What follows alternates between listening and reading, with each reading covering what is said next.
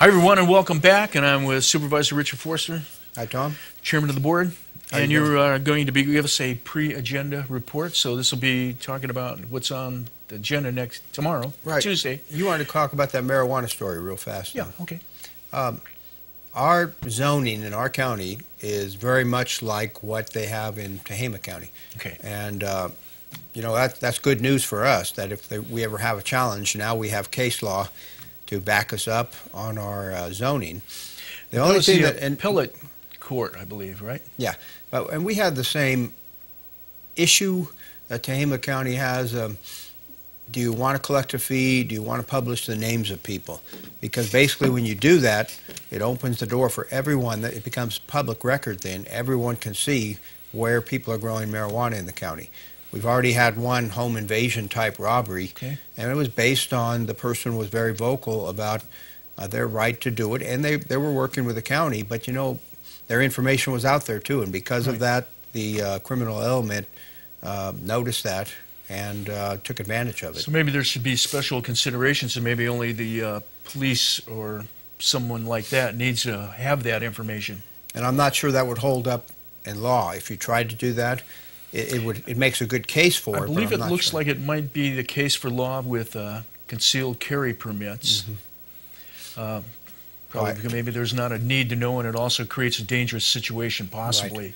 So I would hope that something like that would be taken into consideration favorably by the courts to allow people not to have their name broadcast out there or in public documents where anyone can pick it up and see where they're keeping their weapons or where they're growing marijuana, if they're doing that maybe legally. Somehow it could fit into a HIPAA law. Yeah, if they're doing that legally. We had the same issue with my Area 12 on aging the other day with the new health care laws coming out as they apply to seniors. There are some, they want to direct access so that one entity can follow a patient's medical history from the hospital to a rehabilitation facility to someplace else. Right. They're going to have to modify the HIPAA laws in order for that to happen too. So the concept of having that a secret or between you and your doctor is probably going to fall apart. They're not sure how they're going to get around that because there are obvious challenges that could occur in law. People want their medical information and other information kept private. On the other hand, if they want to implement this new medical provider, overseer of health care so that your health care, their idea is good. Your health care, they want it to be continuous and nonstop. On the other hand, to do that, they need to give the body that's going to perform that role the ability to look at your medical records. So, on to our agenda. Now, this is going to be quick, but... why don't we start that right after we take a break, Richard? Okay. So we'll take a break, and then we'll come back with the agenda. You're watching Amador County's local television network, TSPN. Hi, everyone, and welcome back. Supervisor Richard Forster, tell us what's on the agenda for tomorrow. We had a request from Chamber of Commerce, this was several months ago, for funding. The board put together $10,000 out of contingency and $10,000 out of the existing budget for a total of $20,000. The request was actually for $25,000. Mark Borchin, the Chamber President, has come back and wants us to review that and see about an extra allocation. We've got the budget figures, the same ones that he had brought in last time, so he's going to cover those a little more in depth. We had a meeting with him the other day and talked about some of the areas that we were a little skeptical on before. It looked like some of the figures were just arbitrarily made higher. So we need, as we told him, we need justification, we need backup material.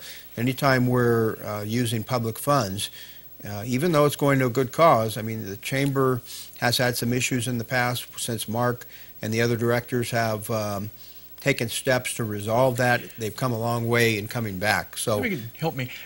Are all cities or all municipalities, do they help support the Chamber of Commerce? In some areas they don't have to, Tom, because they get enough revenue from the businesses. So if you were a real large city, that you might not have to come looking for money? Let's say, I'll give you a better example. Okay. Mariposa County. They have their own tourism and Chamber of Commerce and Tourism Department. They don't, not affiliated with the county, they don't need to touch government funds there because they get so much money off of revenue from the park there. Okay. from the national park. So there are some entities like that that have the luxury. Okay, so here we look at that if it's going to help benefit the county as well. So that's why people come to the Board of Supervisors to get money to help business here. I think the board looks at it. This is a business organization. We would like the Chamber of Commerce and the Amador Council of Tourism to have separate functions so that we're not using money for the same purpose on both sides. And I think they're moving in that direction, that Chamber should be concentrated on business, Council on Tourism should be concentrated on bringing tourism into the county. Obviously, there's going to be cases where there's overlap sometimes, but if the two organizations can work together, if they can try and define their duties, that's what the board's looking for. So there's efficiency with the use of the taxpayer dollars. Okay. We have Susan Manning coming in, who's the president of the APAL Humane Society, going to talk to us about their feral cat program. And this is a trap, neuter, and release program. Right. And there are some people that have some heartburn with that because they feel that the feral cats, once they're trapped, they shouldn't be allowed to go back out in the community because it just means more wild animals out there, more wild cats. But APAL does a good job. But they can't multiply. If they bring them in and spay or neuter them and then release them, they can't, and they can go back to what they call their feral cat colony. So it's an area that the board will look at again tomorrow. Susan Manning is giving the report. She's got lots of facts and figures as to the population of cats in the county and how their activities are helping to see a gradual decline in the amount of feral cats in the county. Right, and of course the humane thing with that is you don't have a whole lot of little kittens that are out in the wild and the problem that they would pose. Right. And maybe having to euthanize them.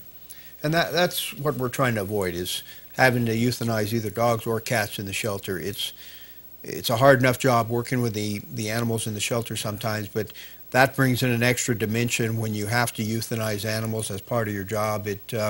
I guess you might say they get used to it, but I don't think you ever really get used to it.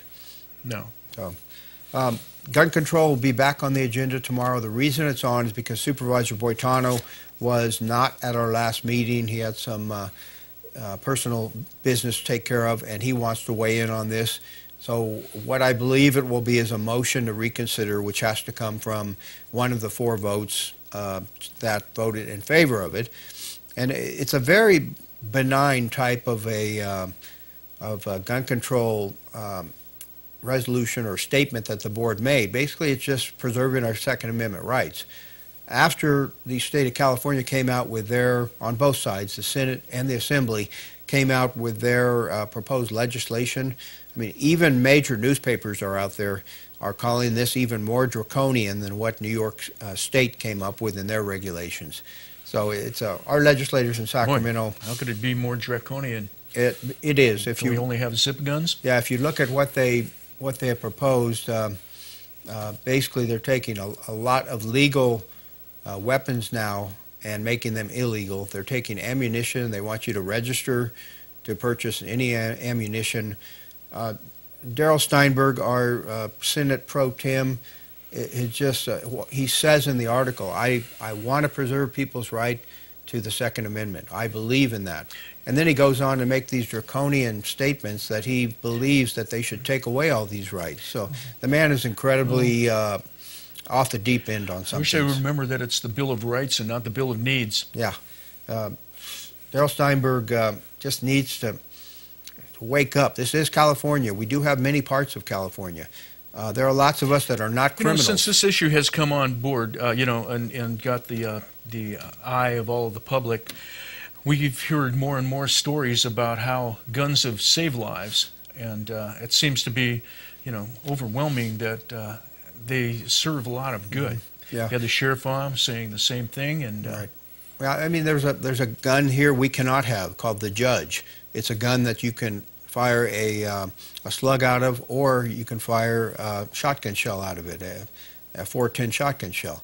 We cannot have that in California because they consider it a sawed-off shotgun. That is the best home defense weapon there is, much easier to handle than a shotgun. Right. But we're not allowed to have it because we live in California and it's considered a sawed-off shotgun. It's just a lot of things in California do not make sense. Things that are common sense to us in rural counties. You have the mayor of Los Angeles, Anthony Villaraigosa, the mayor of Oakland, or mayor of San Francisco, and Steinberg sitting there in a press conference the other day. You know what? If they want to take their people gun rights away, their Second Amendment rights away, then let them go ahead and do that to those people. But we don't want to be part of that. So, and I think our So board. are you suggesting they're like a county by county? Well, yeah, I wish they could, but I think our board is going to take a more intense stand on this tomorrow after we've seen now what type of draconian legislation is being sponsored. Okay, we'll go on to something a little less fire. Amador Fire Safe Council, Kathy Coos-Brazell will be in, and she wants the board to sign off on the Pine Grove Community Wildfire Protection Plan. This is a very thick document. Our consultant for the county on natural resource issues, John Hoffman, has gone through that document. It still has some cleanup that needs to be done, just in some verbiage and things, but other than that, he feels the document is ready to be signed off on. The issue with Ms. Brazil is some of the statements she made last year about funding, and it appears that she's asking for more funding or use more funding on the Pine Grove Community Wildfire Protection Plan than was allotted and that was asked for in the past. Will this group get any money from the fire fee funds? Yes, from the feds, the money that comes from the federal government. I was meaning more the new tax on no. that. So there's no funding from that. Well, the way the state responsibility area tax was stated is that people like local wildfire groups would be getting part of that money. Wildfire protection groups and things for prevention and protection. Right. They also said at the same time there's not going to be any money until about 2016. And now they're saying it's going to be beyond that because they need it for administrative expenses. I guess we don't have to worry about fire that much if they're not. Yeah, so our fire safe councils will not be getting any money for a long time because CAL FIRE needs it for administrative fees, even though they've got a pile of money that they found. So the funding comes from where, Richard? For this comes from federal dollars that come down the pipe, from the money, dollars in lieu that we're getting because we're not harvesting trees anymore. The federal government's still paying for a portion of that. Okay. Last thing, just Chuck Eiley, our CAO, will be going over our 2013-14 budget. He's been putting some figures together. Does not look real rosy right now, but I think he's being very conservative on his approach to this, as well he should be. Okay, interesting agenda. Okay, Thanks for Tom. coming by, Richard, and we're going to take a break. Stay with us. You're watching Amador County's #1 news and sports leader, TSPN.